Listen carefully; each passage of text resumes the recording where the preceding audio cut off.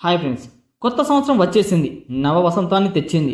చేదు జ్ఞాపకాలను వదిలేసి మధురానుభూతులను వదిలం చేసుకుంటూ ముందుకు సాగిపోవాలంటుంది. ఇక నూతన సంవత్సర సందర్భంగా ప్రపంచవ్యాప్తంగా సంబరాలు అంబరానంటాయి. ఇక బార్డర్ గవస్కర్ ట్రోఫీ 24-25 కోసం ఆస్ట్రేలియాకు వెళ్లిన భారత క్రికెట్ జట్టు అక్కడే కొత్త ఏడాదికి స్వాగతం పలికింది. అయితే టెస్ట్ కోసం మంగళవారమే సిడ్నీకి చేరుకుని న్యూ ఇయర్కి గ్రాండ్గా వెల్కమ్ చెప్పింది. ఇక భారత స్టార్ బ్యాటర్ విరాట్ కోహ్లీ తన సతీమణి అనుష్క శర్మతో పాటు దేవదత్ పడిక్కల్, ప్రసిద్ధత్ కృష్ణతో కలిసి కొత్త సంవత్సరం వేడుకలకు హాజరయ్యారు. ఇక మరోవైపు యువ ఆటగాళ్లు రిషబ్ పంత్, శుభం గిల్, మహమ్మద్ సిరాజ్ తదితరులు కూడా ఘనంగా సెలబ్రేట్ చేసుకున్నారు. ఇందుకు సంబంధించిన దృశ్యాలు సోషల్ మీడియాలో చక్కర్లు కొడుతున్నాయి. ఇదిలా ఉంటే టీమిండియా కెప్టెన్ రోహిత్ శర్మకు భావోద్వేగ వీడ్కోలు పలికాడు. ఎన్నో ఎత్తుపల్లాలు అయినప్పటికీ ప్రతి ఒక్కటి గుర్తుండిపోతుంది.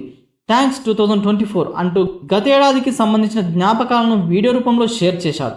కాగా 2024 రోహిత్ శర్మకు ఎన్నో ఆనందాలతో పాటు కొన్ని చేదు జ్ఞాపకాలను ఇచ్చింది.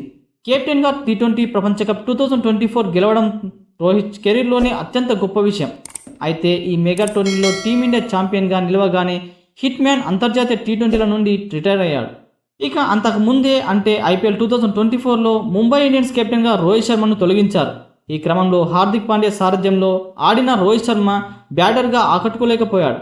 జట్టు కూడా పాయింట్ల పట్టికలో అట్టడుగున 10వ స్థానంలో నిలిచి ఘోర పరాభవం చవిచూసింది. అనంతరం స్వదేశంలో న్యూజిలాండ్తో టెస్టు సిరీస్లో టీమిండియా క్లీన్ స్వీప్ కావడం రోహిత్ శర్మ కెప్టెన్సీ కెరీర్లోనే ఒక మాయన మచ్చగా మిగిలింది. సొంత గడ్డపై ఇంతకు మున్పెప్పుడు ఎరగని భారత టెస్టు జట్టు ప్రత్యర్థి చేతిలో ఇలా 3-0తో వైట్ వాష్ కాలేదు.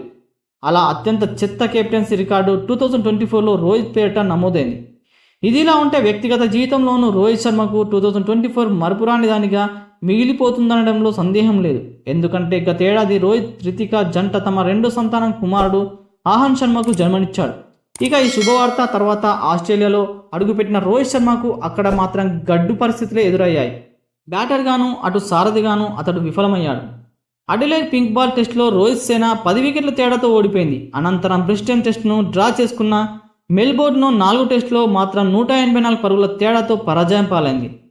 ఇక ఖరీదైన సిడ్నీ టెస్టులో గెలిస్తే బోర్డర్ గవస్కర్ ట్రోఫీలో భాగంగా ఆసీస్తో 5 టెస్టు సిరీస్ను టీమిండియా 2-2తో డ్రా చేసుకోగలుగుతుంది. అదేవిధంగా ప్రపంచ టెస్ట్ ఛాంపియన్షిప్ 2025 ఫైనల్ అవకాశాలను సజీవం చేసుకుంటుంది.